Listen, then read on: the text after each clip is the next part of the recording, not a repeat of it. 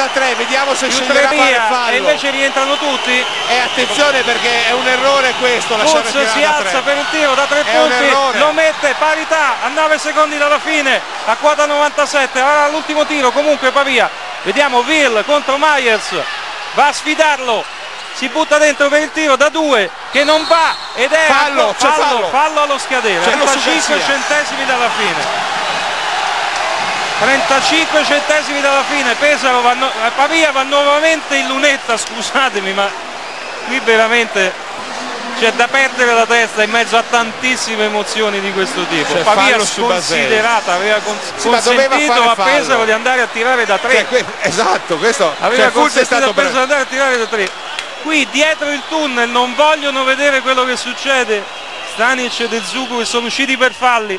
Basei fuori il primo libero. Basei fuori il libero.